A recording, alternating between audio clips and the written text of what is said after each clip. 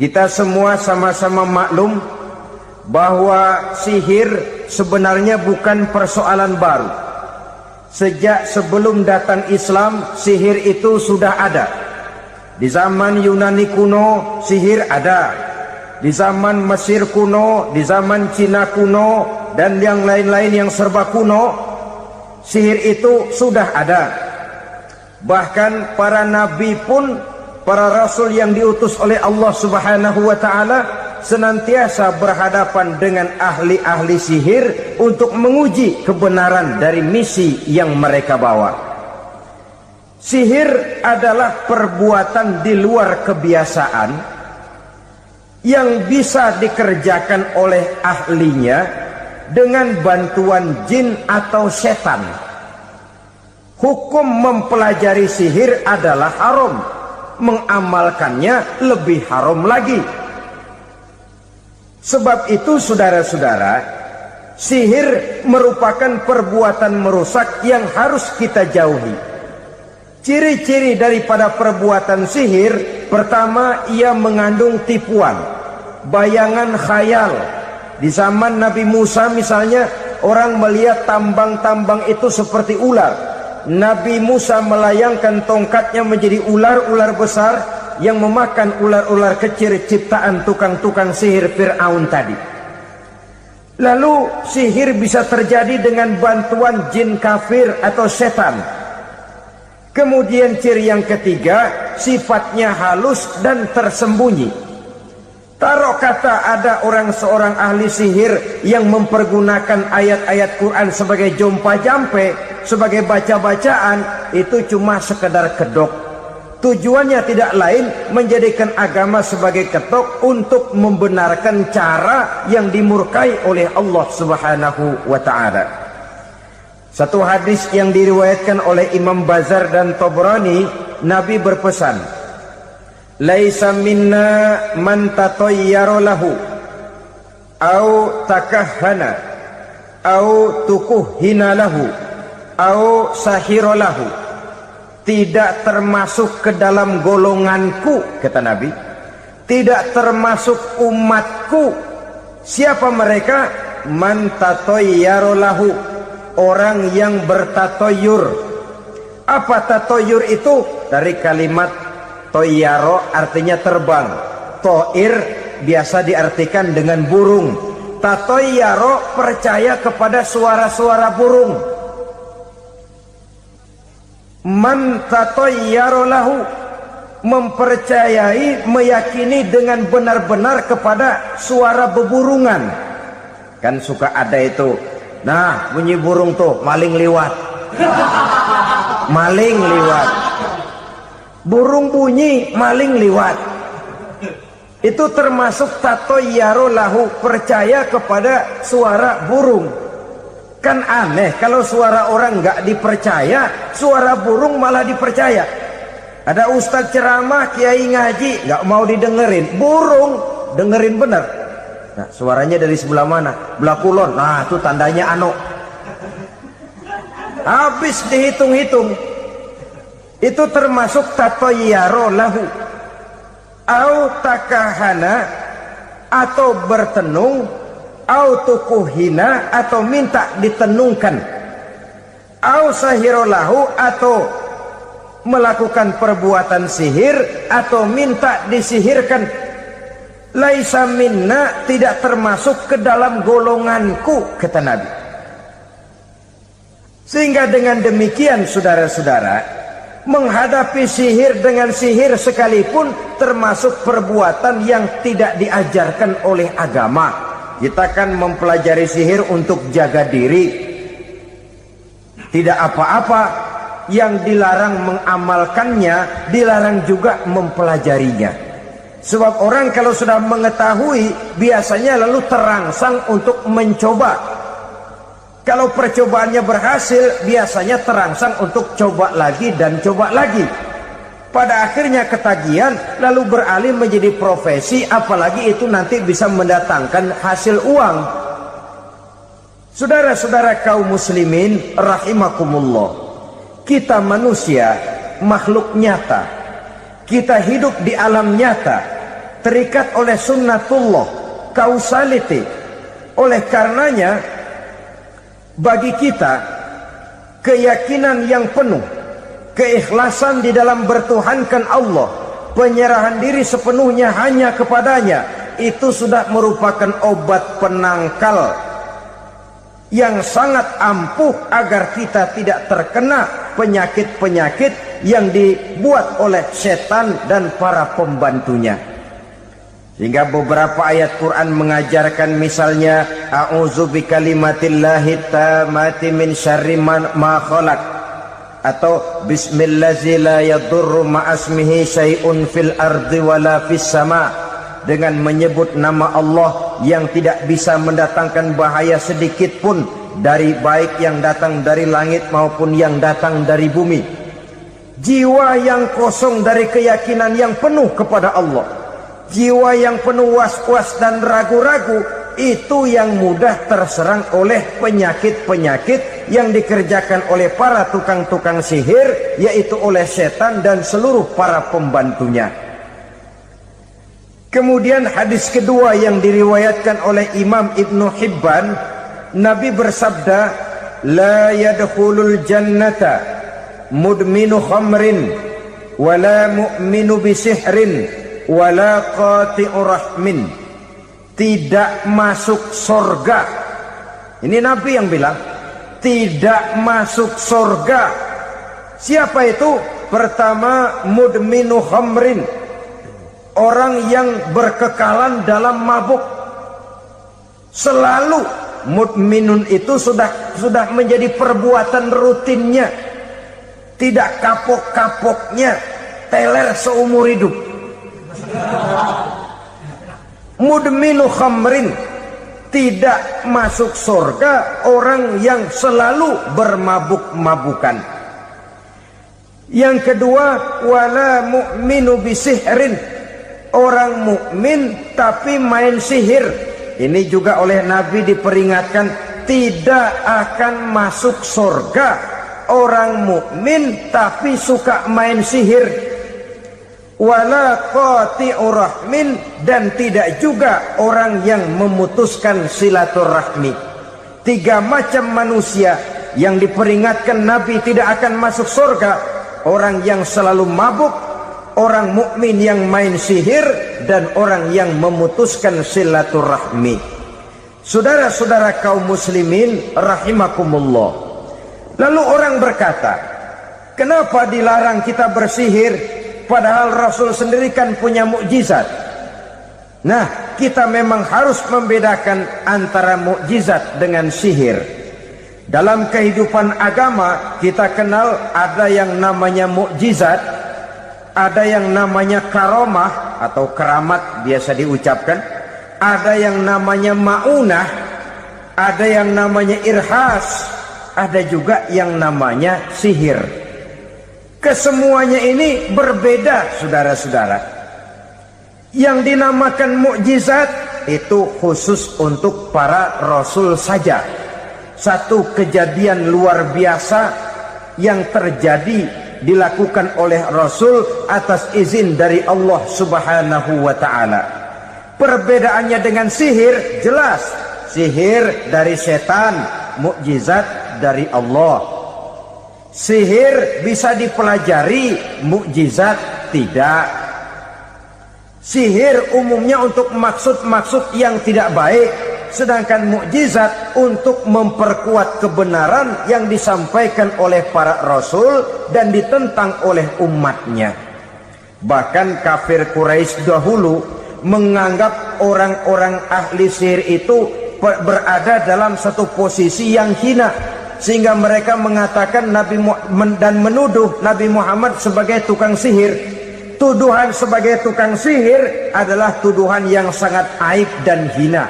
Di tengah masyarakat kufar jahiliyah, kedudukan tukang sihir dipandang sebagai kedudukan yang hina, sehingga mereka mengejek Nabi dengan sebutan tukang sihir. Jadi mukjizat hanya untuk Rasul saja. Kemudian karomah. Karomah ini asal kata dari karoma. kehormatan, kemuliaan yang diberikan Allah kepada hamba-hambanya yang rajin mendekatkan diri kepadanya. Oleh karena ketekunannya melaksanakan ibadah, Allah memberikan keistimewaan kepada orang itu yang dengan keistimewaannya dia bisa mengerjakan yang tidak bisa dikerjakan oleh orang lain. Karomah hanya bisa dicapai dengan prestasi ibadah. Kalau sihir mau ibadah apa enggak, asal dia belajar bersatu dan berteman dengan setan, memenuhi persyaratan-persyaratan setan, biasanya lalu bisa. Sedangkan karomah tidak mungkin terwujud tanpa orang mendekatkan diri sedekat-dekatnya kepada Allah Subhanahu wa ta'ala. Maka kita lihat biasanya orang-orang yang punya ilmu sihir, mukanya rata-rata nggak enak dilihat. Kumuh, jauh dari air wudhu, jauh dari sujud kepada Allah, malah berteman dengan setan, menjadi pelayan-pelayannya setan. Saudara-saudara, adapun maunah, keistimewaan yang diberikan Allah kepada hamba-hambanya yang belum sampai kepada tingkat wali, tapi orang itu lebih banyak kebaikannya daripada kesalahannya. Umpamanya, saudara jalan bertiga, di pinggir jalan, saudara ada pada posisi di tengah, lalu bertiga ini ketabrak mobil. Menurut perhitungan saudara mati lebih dahulu, tapi terjadi hal yang aneh, dua teman saudara mati, saudara malah cuma luka dan lecet sedikit saja. Apa itu? Kalau kita lebih banyak kebaikannya daripada kesalahannya, itu yang dinamakan maunah, pertolongan yang diberikan Allah kepada hamba-hambanya yang lebih banyak kebaikannya daripada kesalahannya. Sedangkan yang dinamakan irhas, kejadian luar biasa pada diri seseorang pada waktu dia masih kecil, yang menunjukkan tanda-tanda keistimewaannya. Itu umumnya pada para nabi pada usia kecilnya sudah ada irhas, tanda-tanda istimewa. Jelas baik mukjizat, karomah, maunah maupun irhas berbeda dengan sihir. Sihir ini jelas saja merupakan bantuan dan persekutuan antara manusia dengan setan. Padahal setan, kata Allah dalam Al-Quran, innahu lakum aduwwum mubin, sesungguhnya setan bagi kamu adalah musuh yang sangat jelas. Saudara-saudara kaum muslimin rahimakumullah, di zaman sekarang dalam menghadapi beban kehidupan yang makin pelik, menghadapi stres yang tidak kunjung selesai, menghadapi persoalan-persoalan yang teramat berat, orang sering mencari jalan keluar kepada hal-hal yang menurut pendapatnya bisa meringankan beban moralnya itu. Pergilah dia mencari sesuatu yang dapat meringankan bebannya. Dan tidak jarang yang jatuh ke pangkuan tukang-tukang tenung, ke pangkuan tukang-tukang sihir, yang mereka itu oleh Quran dijelaskan kazabal munajjimun walau sodaku. Tukang-tukang tenung, tukang-tukang sihir, mereka itu bohong walaupun benar. Maksudnya bohong walaupun benar, artinya kalau yang mereka kerjakan benar, itu sih kebenaran. Benar dengan kebenaran itu lain. Kebenaran, kebetulan bisa, tapi tidak untuk selalu. Apalagi kalau itu sudah membahayakan kehidupan orang lain. Jadi oleh karena itu Nabi berpesan, jauhilah daripada sihir. Kalau sudah jauhilah dari sihir, artinya ya jauhilah daripada mempelajarinya, jauhilah daripada bergaul dengan orang-orang yang ahli di bidang itu, karena dari pergaulan segalanya bisa menular. Riba alias renten, kedoknya adalah menolong orang, tapi sama juga bulu buntutnya dilepas, palanya dicekek. Menolong orang pada akhirnya menjadi beban bagi seseorang. Dan memang mencari orang-orang yang berada dalam posisi kesulitan. Biasanya di daerah-daerah di mana musim paceklik, jadi lapangan kerja sulit, sedangkan urusan perut tidak bisa ditunda. Akhirnya orang terjebak ke dalam rentenir, ke dalam riba, ke dalam renten. Bunga berbunga, sehingga satu saat jumlah bunganya bisa lebih besar dari jumlah pinjaman pokoknya. Kemudian kalau juga ternyata tidak bisa dibayar, rumah jadi taruhan.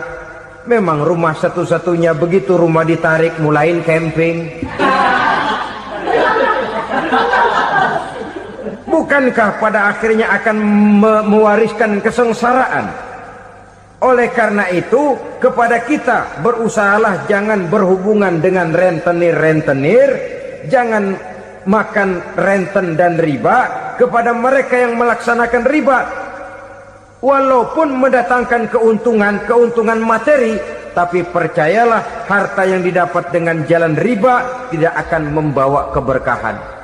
Manakala tidak membawa keberkahan, dia tidak akan mendatangkan ketenangan di dalam kehidupan kita.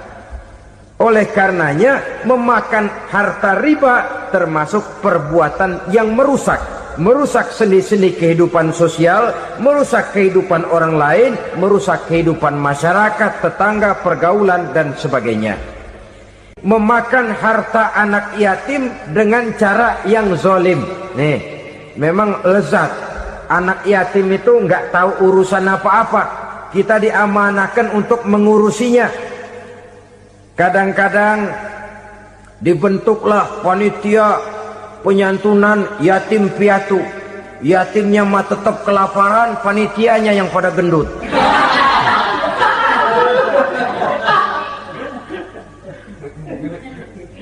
Padahal memakan harta anak yatim termasuk perbuatan dosa besar, dan menjantuni yatim merupakan perbuatan mulia. Nabi mengatakan, ana wa kafilul yatim kahataini yaumal qiyamah. Aku dan orang-orang yang menyantuni anak yatim seperti dua jari ini pada hari kiamat nanti. Dekat sekali. Jikalau ingin di hari akhir nanti dekat dengan Rasul, bersahabatlah dengan anak-anak yatim. Jadilah pengurus anak-anak yatim. Bangunlah panti-panti asuhan yatim.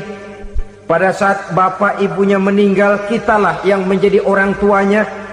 Bahkan sedemikian besar perhatian Islam terhadap anak-anak yatim ini, sehingga Quran memberikan peringatan, ara'aital ladzi yukadzibu bid-din fadzalikal ladzi yad'ul yatim wa la yahuddu ala ta'amil miskin.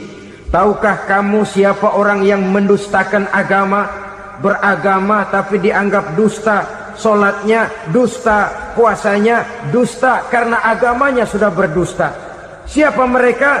Fazalikal ladzi yad'ul yatim, orang yang menyia-nyiakan anak yatim, wala yahuddu ala ta'amil miskin, dan tidak pernah memberi makan kepada orang-orang yang menderita kemiskinan. Menyia-nyiakan, meninggalkan anak yatim termasuk perbuatan yang divonis kita sebagai orang yang mendustakan agama.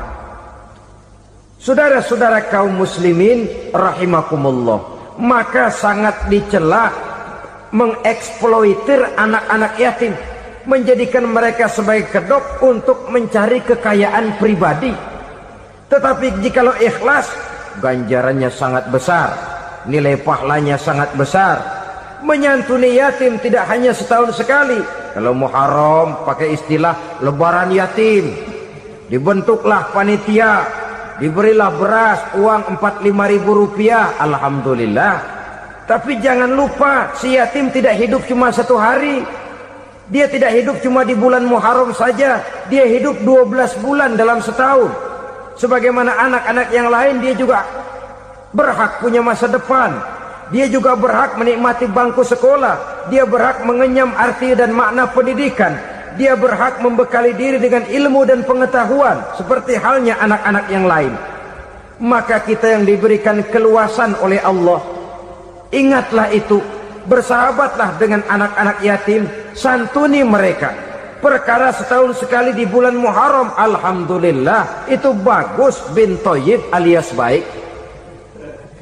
Tapi tentu dan tentu sekali lagi, si yatim tidak hanya hidup di bulan Muharram, dia hidup 12 bulan dalam setahun, 24 jam dan di dalam sehari.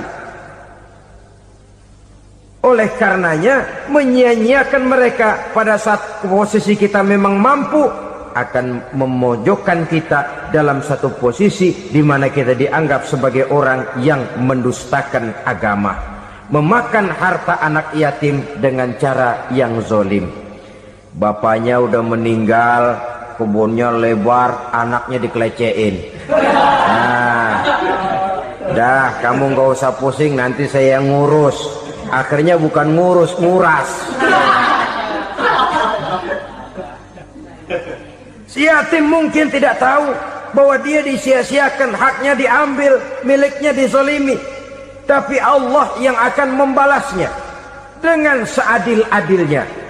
Maka makan harta anak yatim biasanya balasannya tokcer bin paten. Nggak banyak selang tempo itu, nggak percaya cobain dah. Nyobain aja kan nggak bayar, umpama. Memakan harta anak yatim dengan cara yang zolim, ganjarannya biasanya kontan. Kenapa? Ratapan si miskin, untayan air matanya, jeritan kepedihan hatinya, membuka pintu langit, permohonannya diijabah, getaran hatinya didengarkan oleh Allah. Maka balasannya biasanya kontan, spontan, tidak menunggu waktu terlalu lama. Itu di dunia, belum lagi di akhirat nanti. Bukankah dalam riwayat Mi'raj diceritakan Nabi melihat di neraka itu orang perutnya sebesar rumah? La haula wala quwata. Itu perut kayak rumah, bagaimana jalannya tuh orang? Dan memang gak jalan, diseret-seret oleh malaikat di neraka itu. Hancur perutnya, amburadul itu perut.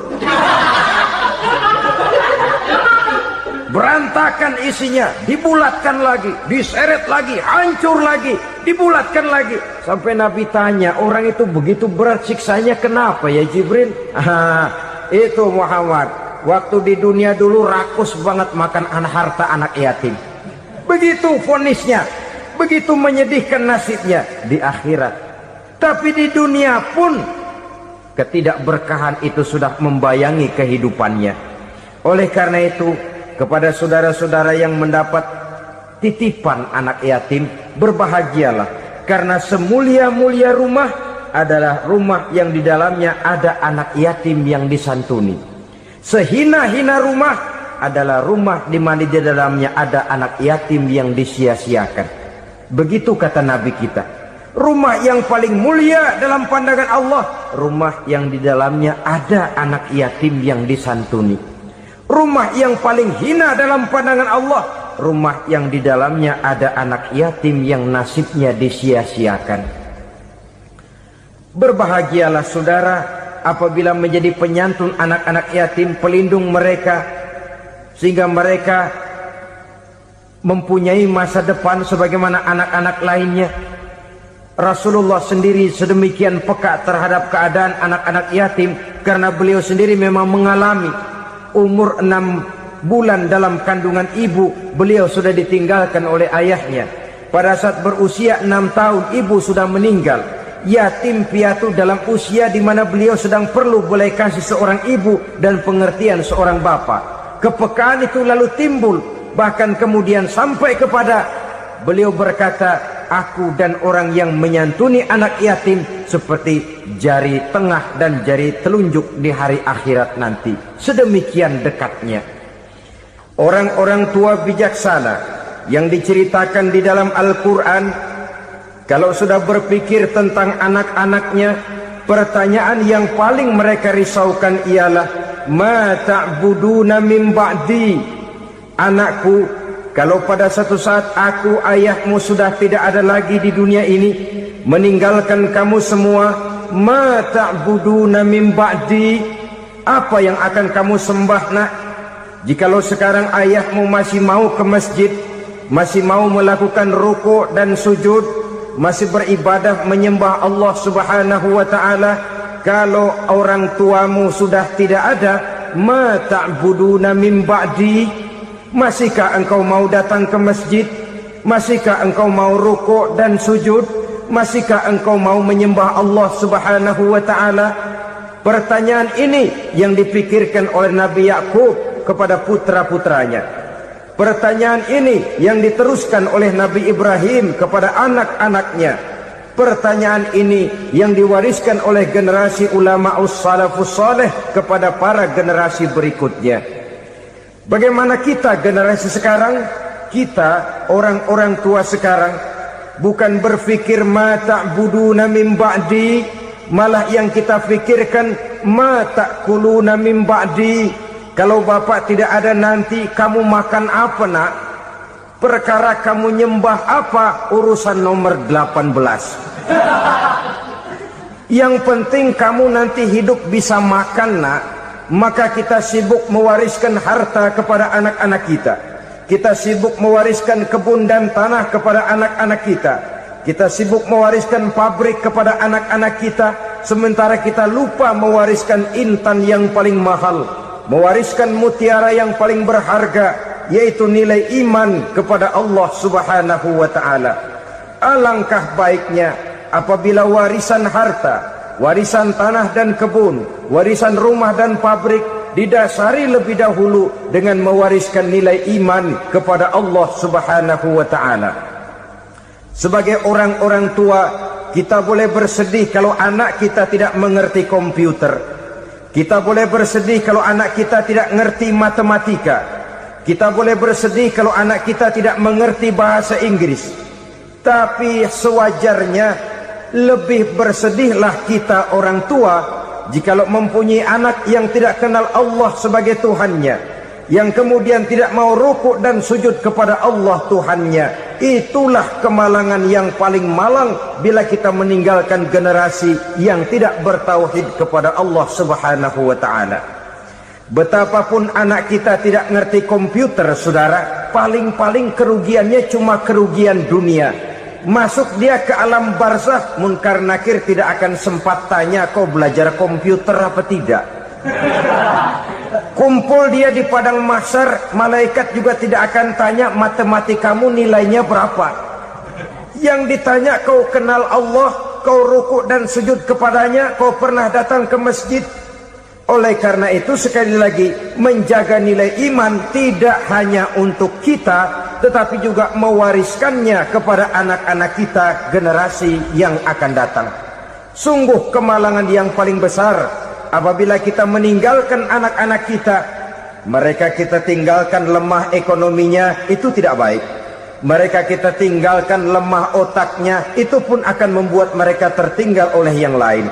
Tapi yang paling celaka, jikalau kita tinggalkan mereka dalam kondisi lemah imannya, rapuh akidahnya, tidak baik dan tidak betul keyakinan hidupnya. Oleh karena itu Nabi berpesan, jauhilah 7 perkara yang merusak. Yang pertama, syirik kepada Allah Subhanahu wa ta'ala, menyekutukan Allah baik dalam ucapan, dalam keyakinan ataupun dalam perbuatan. Ini perkara pertama yang termasuk 7 perusak besar di dalam kehidupan. Kalau sudah jatuh kita ke lembah syirik, bagaimanapun banyak kebaikan yang kita kerjakan, berjiwa sosial, bertangan pemurah, gemar menolong orang lain, kalau memang dasarnya syirik, maka seluruh kebaikan kita akan hancur, tidak akan ada nilainya dalam pandangan Allah Subhanahu wa ta'ala. Dalam pandangan manusia mungkin kita dicatat sebagai orang sosial, gemar menolong orang lain, tidak berpangku tangan melihat orang yang mendapat kesulitan. Tapi oleh karena dasarnya syirik, dasarnya tidak mentauhidkan Allah, maka seluruh nilai kebaikan yang kita kerjakan tidak akan ada nilainya dalam pandangan Allah Subhanahu wa ta'ala. Maka jagalah iman kita, jangan sampai dihinggapi penyakit syirik yang bagaimana kecilnya sekalipun. Sekali lagi, baik syirik dalam bentuk ucapan, syirik dalam bentuk keyakinan, sampai kepada syirik dalam bentuk perbuatan, kita berhindar kepada sifat-sifat yang sedemikian itu. Karena apa? Dalam satu ayat Quran Allah Subhanahu wa taala menjelaskan, innallaha la yaghfiru ayyushraka bih wa yaghfiru ma duna dzalika liman yasha. Allah tidak akan memberi ampun kepada orang-orang yang menyekutukannya, tapi Allah masih mau memberikan ampun kepada dosa-dosa yang selain itu bagi orang-orang yang dikehendakinya. Dosa selain syirik, apabila kita bertaubat, Allah masih mau mengampuni. Tapi kalau sudah jatuh ke tempat syirik, itu sudah dosa yang tidak berampun. Taubatnya tidak lain melepas syirik, kembali kepada tauhid, berkeyakinan bahwa hanya ada Allah Subhanahu wa ta'ala, Tuhan satu-satunya yang lam yalid walam yulad walam yakul lahu kufuwan ahad. Tidak beranak, tidak pula diperanakkan, dan tidak satupun yang dapat menyerupai Tuhan Allah Subhanahu wa ta'ala. Saudara-saudara kaum muslimin rahimakumullah, bahwa kita di zaman sekarang memang tidak menyembah berhala, ya.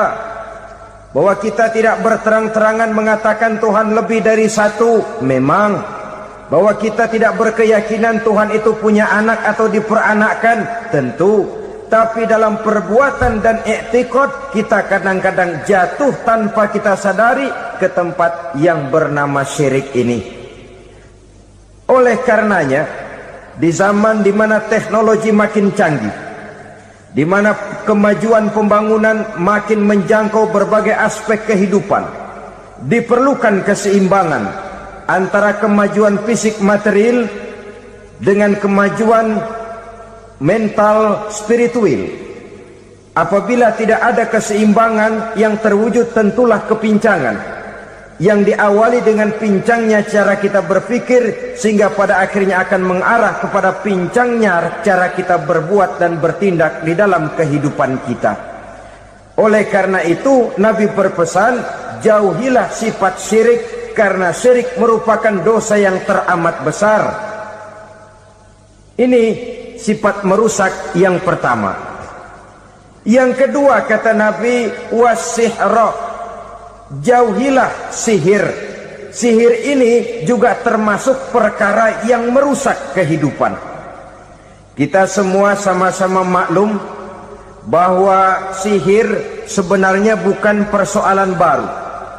Sejak sebelum datang Islam, sihir itu sudah ada. Di zaman Yunani kuno, sihir ada.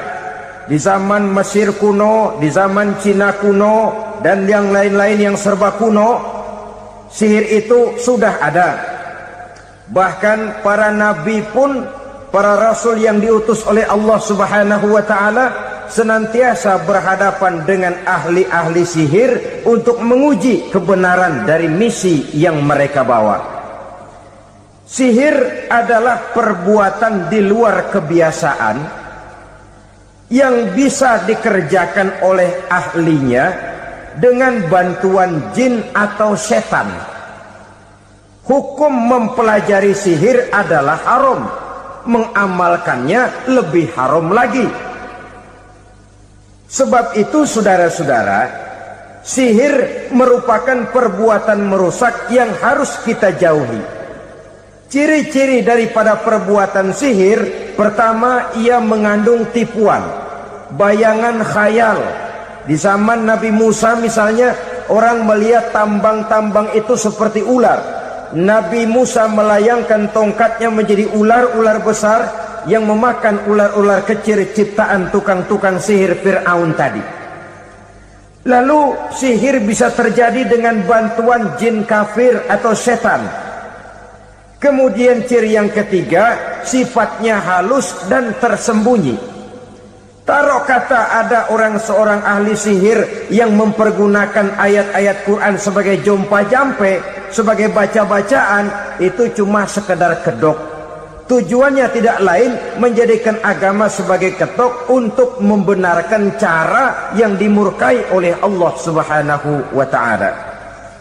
Satu hadis yang diriwayatkan oleh Imam Bazar dan Tabrani Nabi berpesan, laisa minna man tatayyara lahu au takahhana au tukuhhina lahu au sahira lahu.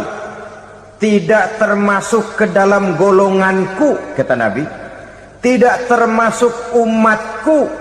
Siapa mereka? Man tatayyara lahu, orang yang bertatoyur. Apa tatoyur itu? Dari kalimat toyaro, artinya terbang. Toir biasa diartikan dengan burung.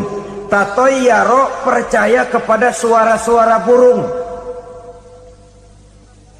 Man tatayyara lahu, mempercayai, meyakini dengan benar-benar kepada suara beburungan. Kan suka ada itu, nah bunyi burung tuh, maling liwat. Maling liwat, burung bunyi, maling liwat.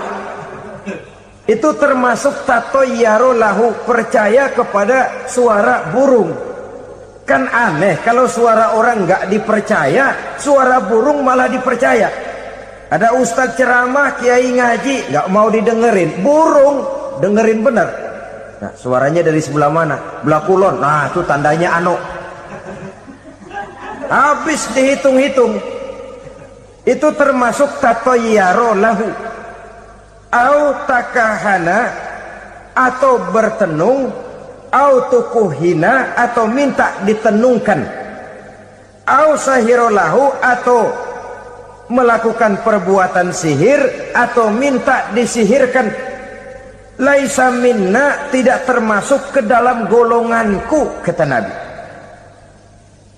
Sehingga dengan demikian saudara-saudara, menghadapi sihir dengan sihir sekalipun termasuk perbuatan yang tidak diajarkan oleh agama. Kita kan mempelajari sihir untuk jaga diri, tidak apa-apa. Yang dilarang mengamalkannya, dilarang juga mempelajarinya. Sebab orang kalau sudah mengetahui, biasanya lalu terangsang untuk mencoba. Kalau percobaannya berhasil, biasanya terangsang untuk coba lagi dan coba lagi. Pada akhirnya ketagihan, lalu beralih menjadi profesi, apalagi itu nanti bisa mendatangkan hasil uang. Saudara-saudara kaum muslimin rahimakumullah, kita manusia makhluk nyata, kita hidup di alam nyata, terikat oleh sunnatullah, causality. Oleh karenanya bagi kita keyakinan yang penuh, keikhlasan di dalam bertuhankan Allah, penyerahan diri sepenuhnya hanya kepadanya, itu sudah merupakan obat penangkal yang sangat ampuh agar kita tidak terkena penyakit-penyakit yang dibuat oleh setan dan para pembantunya. Sehingga beberapa ayat Quran mengajarkan, misalnya a'udzu bikalimatillahi tammati min syarri ma khalaq, atau bismillazi la yadurru ma'asmihi syai'un fil ardi wala fis sama', dengan menyebut nama Allah yang tidak bisa mendatangkan bahaya sedikit pun, dari baik yang datang dari langit maupun yang datang dari bumi. Jiwa yang kosong dari keyakinan yang penuh kepada Allah, jiwa yang penuh was-was dan ragu-ragu, itu yang mudah terserang oleh penyakit-penyakit yang dikerjakan oleh para tukang-tukang sihir, yaitu oleh setan dan seluruh para pembantunya. Kemudian hadis kedua yang diriwayatkan oleh Imam Ibnu Hibban, Nabi bersabda, la yadkhulul jannata mudminu khamrin wala mu'minu bisihrin wala qati'u rahmin. Tidak masuk surga. Ini Nabi yang bilang, tidak masuk surga. Siapa itu? Pertama, mudminu khamrin, orang yang berkekalan dalam mabuk. Selalu mudminun itu sudah menjadi perbuatan rutinnya, tidak kapok-kapoknya, teler seumur hidup. Mudminu khamrin, tidak masuk surga orang yang selalu bermabuk-mabukan. Yang kedua, wala mu'minu bisihrin, orang mukmin tapi main sihir. Ini juga oleh Nabi diperingatkan, tidak akan masuk surga orang mukmin tapi suka main sihir. Wala qati'ur rahmin, dan tidak juga orang yang memutuskan silaturahmi. 3 macam manusia yang diperingatkan Nabi tidak akan masuk surga: orang yang selalu mabuk, orang mukmin yang main sihir, dan orang yang memutuskan silaturahmi. Saudara-saudara kaum muslimin rahimakumullah. Lalu orang berkata, kenapa dilarang kita bersihir padahal Rasul sendiri kan punya mukjizat? Nah, kita memang harus membedakan antara mukjizat dengan sihir. Dalam kehidupan agama kita kenal ada yang namanya mukjizat, ada yang namanya karomah atau keramat biasa diucapkan, ada yang namanya maunah, ada yang namanya irhas, ada juga yang namanya sihir. Kesemuanya ini berbeda, saudara-saudara.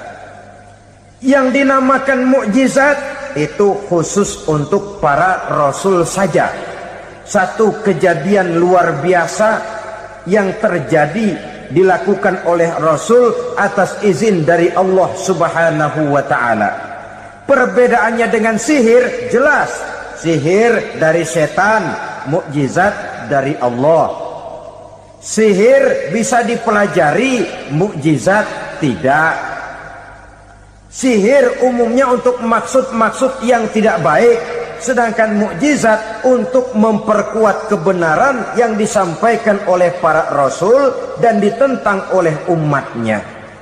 Bahkan kafir Quraisy dahulu menganggap orang-orang ahli sihir itu berada dalam satu posisi yang hina, sehingga mereka mengatakan dan menuduh Nabi Muhammad sebagai tukang sihir. Tuduhan sebagai tukang sihir adalah tuduhan yang sangat aib dan hina. Di tengah masyarakat kufar jahiliyah, kedudukan tukang sihir dipandang sebagai kedudukan yang hina, sehingga mereka mengejek Nabi dengan sebutan tukang sihir. Jadi mukjizat hanya untuk Rasul saja.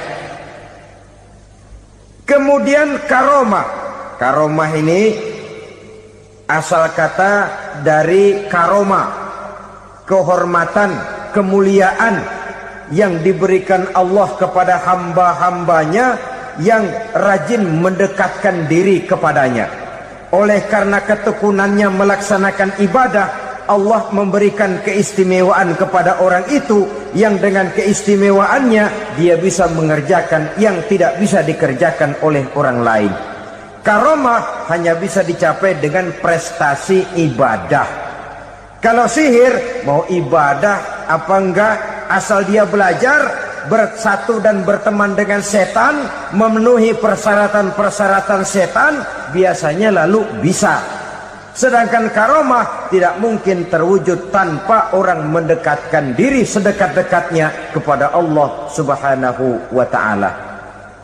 Maka kita lihat biasanya orang-orang yang punya ilmu sihir, mukanya rata-rata nggak enak dilihat. Kumuh, jauh dari air wudhu, jauh dari sujud kepada Allah, malah berteman dengan setan, menjadi pelayan-pelayannya setan.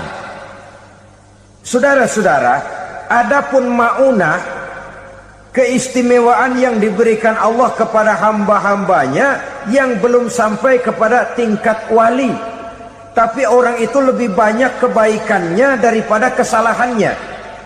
Umpamanya, saudara jalan bertiga di pinggir jalan, saudara ada pada posisi di tengah, lalu bertiga ini ketabrak mobil. Menurut perhitungan saudara mati lebih dahulu, tapi terjadi hal yang aneh, dua teman saudara mati, saudara malah cuma luka dan lecet sedikit saja. Apa itu? Kalau kita lebih banyak kebaikannya daripada kesalahannya, itu yang dinamakan maunah. pertolongan yang diberikan Allah kepada hamba-hambanya yang lebih banyak kebaikannya daripada kesalahannya. Sedangkan yang dinamakan irhas, kejadian luar biasa pada diri seseorang pada waktu dia masih kecil, yang menunjukkan tanda-tanda keistimewaannya. Itu umumnya pada para nabi pada usia kecilnya sudah ada irhas, tanda-tanda istimewa. Jelas baik mukjizat, karomah, maunah maupun irhas berbeda dengan sihir. Sihir ini jelas saja merupakan bantuan dan persekutuan antara manusia dengan setan. Padahal setan, kata Allah dalam Al-Quran, innahu lakum aduwwum mubin, sesungguhnya setan bagi kamu adalah musuh yang sangat jelas. Saudara-saudara kaum muslimin rahimakumullah, di zaman sekarang dalam menghadapi beban kehidupan yang makin pelik, menghadapi stres yang tidak kunjung selesai, menghadapi persoalan-persoalan yang teramat berat, orang sering mencari jalan keluar kepada hal-hal yang menurut pendapatnya bisa meringankan beban moralnya itu. Pergilah dia mencari sesuatu yang dapat meringankan bebannya. Dan tidak jarang yang jatuh ke pangkuan tukang-tukang tenung, ke pangkuan tukang-tukang sihir, yang mereka itu oleh Quran dijelaskan kadzabal munajjimun walau sodaku. Tukang-tukang tenung, tukang-tukang sihir, mereka itu bohong walaupun benar. Maksudnya bohong walaupun benar, artinya kalau yang mereka kerjakan benar, itu sih kebenaran. Benar dengan kebenaran itu lain. Kebenaran, kebetulan bisa, tapi tidak untuk selalu. Apalagi kalau itu sudah membahayakan kehidupan orang lain. Jadi oleh karena itu Nabi berpesan, jauhilah daripada sihir. Kalau sudah jauhilah dari sihir, artinya ya jauhilah daripada mempelajarinya, jauhilah daripada bergaul dengan orang-orang yang ahli di bidang itu, karena dari pergaulan segalanya bisa menular. Baiklah saudara, ini yang kedua. Yang ketiga pesan Nabi, wa qatlan nafsil lati harramallahu illa bil haq, membunuh orang lain dengan cara yang tidak benar, membunuh orang yang diharamkan oleh Allah Subhanahu wa taala untuk melakukannya kecuali dengan alasan yang benar. Kita tahu Islam adalah agama damai, sesuai dengan namanya.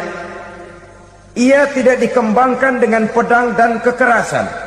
Ia dikembangkan dengan keteladanan dan tuntunan moral. Oleh karena Islam bukan agama kekerasan, Islam pun tidak mementingkan dan mengajarkan kekerasan kecuali dengan alasan yang benar dan bisa dipertanggungjawabkan. Membunuh dengan sengaja, menghilangkan nyawa orang lain tanpa alasan yang bisa dibenarkan adalah merupakan dosa besar dan satu di antara 7 perkara yang bisa mendatangkan kerusakan dalam kehidupan dan yang hendaknya harus kita jauhi. Saudara-saudara kaum muslimin rahimakumullah, beberapa waktu yang lalu di sebuah kota kecil yang indah bernama New Auckland. Saudara tahu New Auckland? Itu dari Gunung Kidul masih ngidul lagi. Pernah diadakan satu seminar yang membicarakan bagaimana menyelamatkan masyarakat manusia dari bahaya Perang Dunia Ketiga. Diperkirakan kalau terjadi Perang Dunia Ketiga, manusia tidak akan tersisa. Sebab apa? Pada waktu itu cadangan nuklir yang dimiliki oleh bersama Amerika dan Rusia konon sudah sanggup memusnahkan 6 miliar manusia pada saat jumlah manusia baru 5 miliar. Jadi kelebihan nuklir dunia ini. Kalau terjadi Perang Dunia Ketiga, sulit manusia untuk tersisa. Maka dibahaslah di dalam seminar itu Wah, supaya tidak terjadi perang dunia ketiga, maka perlombaan membuat senjata-senjata canggih, alat-alat pembunuh modern harus segera dibatasi. Dibahas, tidak mungkin kita membatasi perlombaan membuat senjata. Kenapa? Makin maju ilmu dan teknologi, makin canggih senjata yang ditemukan. Atom sudah meningkat menjadi nuklir, nuklir sudah meningkat menjadi neutron, dan kita tahu bom yang bernama neutron ini bom yang cukup membunuh tanpa perlu merusak. Artinya kalau dia diledakkan di kota kita ini, bangunan utuh, jembatan tidak ambruk, rumah-rumah tetap berdiri, tapi semua yang bernama hidup mati. Itu katanya lebih sopan dari bom atom. Sebab kalau si atom ini sudah membunuh, merusak pula. Neutron cukup membunuh saja tanpa perlu merusak. Jadi majunya senjata-senjata teknologi sebagai akibat yang logis dari kemajuan ilmu pengetahuan ini tidak bisa kita batasi. Dan memang sebenarnya yang bahaya bukan senjatanya, tapi manusia yang mengendalikan senjata itu. Mereka kembali kepada prinsip the man behind the gun. Bukan senjatanya yang bahaya, tapi manusia yang mengendalikan senjata itu yang bahaya. Walaupun senjatanya modern, katakanlah model M16 umpamanya, kalau yang mengendalikannya orang beriman, insya Allah aman. Tapi biar megang cuma senapan angin, kalau yang megang orang brutal, ngeri kita deket-deket. Apalagi kalau memang bukan ahlinya menggunakan senjata, bisa ngeker kaki kena jidat.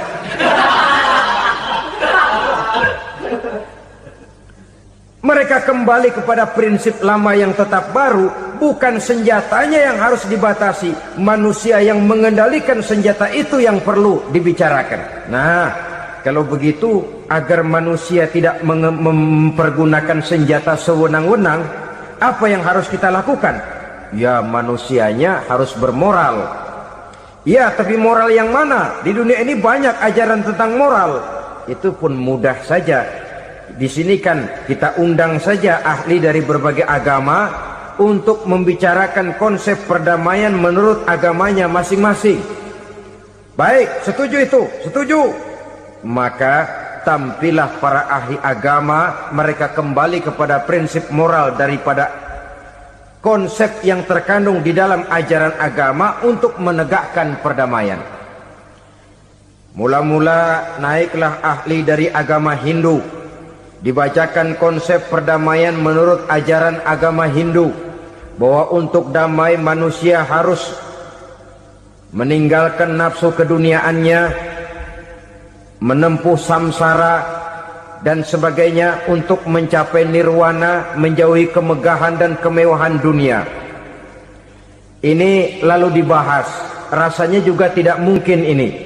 Kemudian dari agama Nasrani, bahwa untuk damai manusia harus menciptakan sifat kasih sayang. Kalau ditampar pipi kiri, berikan pipi yang kanan. Kalau diberikan selendang, berikan baju. Nanti orang kasihan, lalu dia tidak akan nampar lagi. Ketika ini dibahas, ternyata rasanya pun tidak mungkin bisa diterima. Karena apa? Di zaman sekarang orang ditampar pipi kiri, dikasih pipi kanan. Bukan kasihan, gemes. Damai belum tentu, bonyok udah jelas. Lalu ketika dibacakan konsep perdamaian menurut Quran, di mana disampaikan ayat wa jazaa'u sayyi'atin sayyi'atun misluha faman afa wa aslaha fa ajruhu 'ala Allah. Balasan terhadap satu kejahatan adalah kejahatan yang seimbang. Tetapi barang siapa yang memberi maaf dan mencari jalan damai, itulah yang terbaik dan akan mendapat pahala dari Allah Subhanahu wa ta'ala. Kamu tidak salah ditampar pipi kirimu, tampar lagi pipi kirinya sekeras dia menampar pipi kirimu. Nanti orang tidak mau menampar kita karena dia tahu kalau dia tampar kita, dia akan menderita tamparan sekeras dia menampar kita. Akan terjadilah prinsip saling hormat menghormati, tidak saling ganggu, tidak saling usil, tidak saling jahil. Atas dasar ini perdamaian bisa ditegakkan.